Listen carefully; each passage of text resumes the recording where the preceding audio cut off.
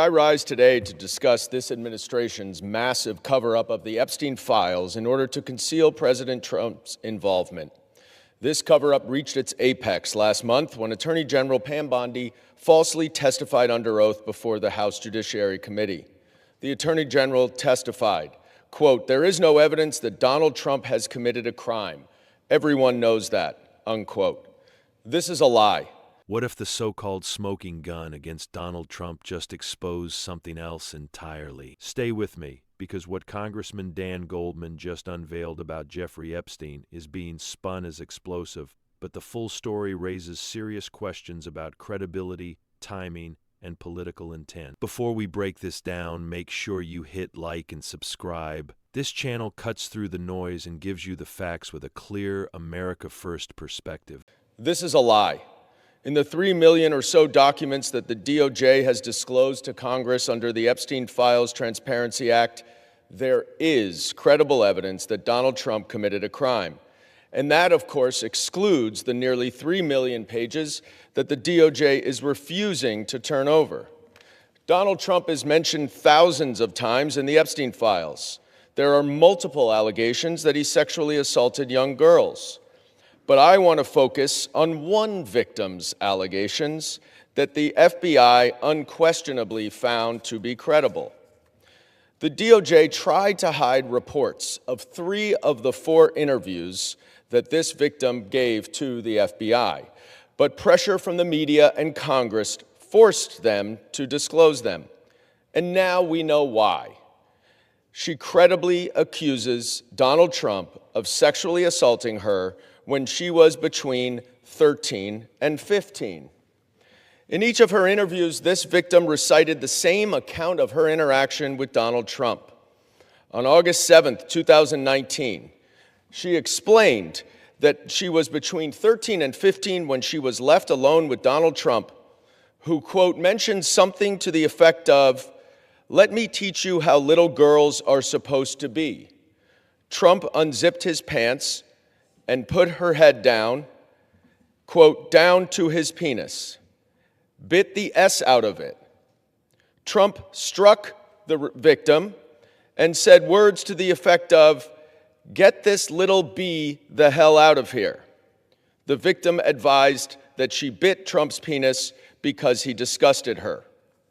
She provided some additional details in the next interview 2 weeks later, and then a month later, she met again with the FBI and asked, quote, what the point would be of providing the information at this point in her life when there was a strong possibility nothing could be done about it. She didn't speak to the FBI again. But the FBI certainly found her story credible. In a 21-page PowerPoint presentation that the FBI made to prosecutors, they included this victim's testimony. They would not have done so if they did not find the evidence credible, which means that Attorney General Bondi lied when she stated under oath that there is no evidence that Donald Trump committed a crime. But we're just scratching the surface, because the Epstein files also reveal that Donald Trump has made false statements over the past quarter century about Jeffrey Epstein. We know in 2002 he called him a terrific guy and said, quote, "It is even said that he likes beautiful women as much as I do, and many of them are on the younger side."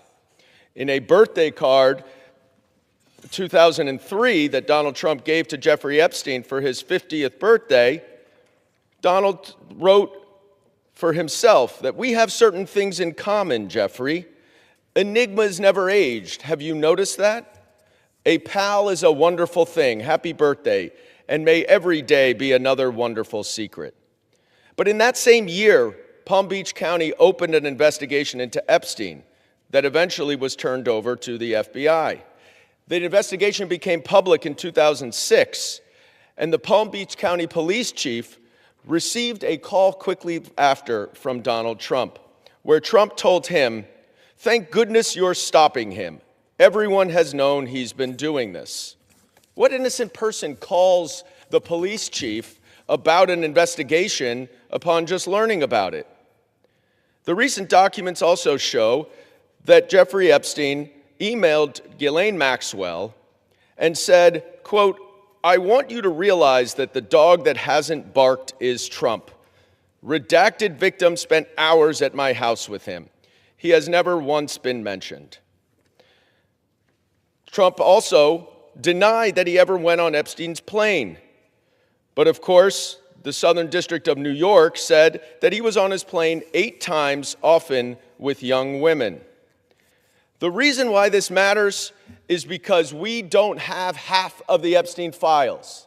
And if the Attorney General is covering this up in such a degree that she is redacting things from Congress, that she then, redacting things from the public that she then shows to Congress, what else is she covering up? And I would just show that this document here was redacted to the public, it was unredacted to Congress, and it completely disputes everything that Donald Trump has said about Jeffrey Epstein, about what he knew about the allegations, about his disgusting behavior, about whether he'd ever been to Epstein's house, saying, I may have been there with my wife. Asked if any young girls were there. No. He may have had children of guests, but that's it. Well, we know that's not the case. Now, why is this important? Because if the Attorney General is covering up this information that she then reveals to Congress, what else is she covering up about Donald Trump's involvement in the Epstein files? I yield back. So here's what happened. Congressman Dan Goldman took to the House floor claiming he had an unredacted Epstein-related document that supposedly disputes everything Donald Trump has said about his past interactions with Jeffrey Epstein. According to Goldman, this newly revealed material includes a 2009 email suggesting Epstein was never formally banned from Mar-a-Lago. That directly challenges the long-standing claim that Trump distanced himself from Epstein years before the scandal fully broke. Now, let's slow down and look at this carefully. First, the document itself reportedly includes statements where Trump acknowledged he may have had some level of contact with Epstein in the past, but also denied any wrongdoing. That's not exactly a bombshell. That's something most Americans already understood. Wealthy public figures in the same circles often crossed paths. Second, Goldman is framing this as a contradiction, but it raises a bigger issue. Why are we just now seeing selective unredacted snippets while millions of Epstein-related documents are still being withheld from the public? We're talking about millions of files, yet only a portion has been released. That should concern every American, regardless of party. Transparency shouldn't be selective, it shouldn't be political, and it definitely shouldn't be used as a weapon during election cycles. Here's the bigger picture. When politicians roll out partial information and call it definitive proof, you have to ask what's missing. What aren't they showing you? Because if this really disputed everything, we wouldn't be having a debate.